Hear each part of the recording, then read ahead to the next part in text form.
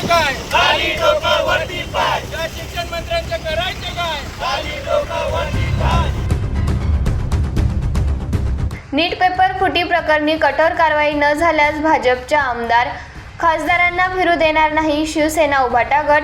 नीट paper फुटी प्रकरणाच्या निषेधार्थ युवा सेना व शिवसेना उभाटा गट आक्रमक। दोषींवर कठोर कारवाईची मागणी। विद्यार्थ्यांच्या आयुष्यातील अत्यंत महत्त्वाची समजली जाणारी नीट परीक्षेतील कथित पेपर फुटी प्रकरणामुळे देशभरात संतापाची लाट उसळली असून या प्रकरणाच्या निषेधार्थ आज नंदुरबार येथे युवा सेना व शिवसेना उभाटाच्या वतीने आंदोलन करण्यात आले।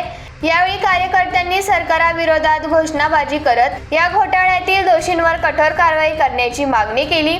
आंदोलनकर्त्यांनी सांगितले की नीट परीक्षा ही लाखो विद्यार्थ्यांच्या भविष्याशी निगडीत असून विद्यार्थी अनेक वर्ष कठोर परिश्रम करून या परीक्षेची तयारी करत असतात। मात्र पेपर फुटीसारख्या घटनांमुळे प्रामाणिक विद्यार्थ्यांच्या मेहनतीवर पाणी फिरत असून संपूर्ण परीक्षा व्यवस्थेवर प्रश्नचिन्ह निर्माण झाले आहे। विद्यार्थ्यांच्या मानसिक तणावात वाढ होत असून त्यांच्या भविष्याशी खेळ केला जात असल्याचा आरोपही करण्यात आले।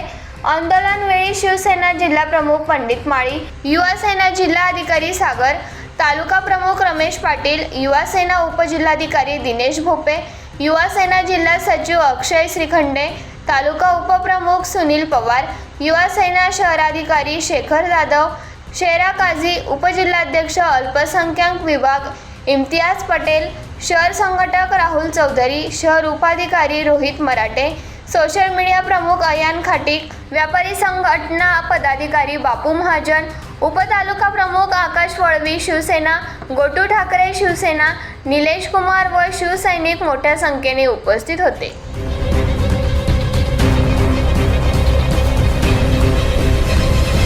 2014 मध्ये 2 कोटी नोकऱ्या दरवर्षी लावू अशी सांगितलं होतं। सरकारमध्ये येण्याच्या पहिले मोदी सरकारने सांगितलं, पण उलट 2 कोटी कुठं, पण लोकांना काम धंदा नाही आहे, नोकऱ्या नाही आहेत। जे बी नोकऱ्या निघतात त्याच्यामध्ये कुठं पेपर फुटतात, कुठं काय होत आहे।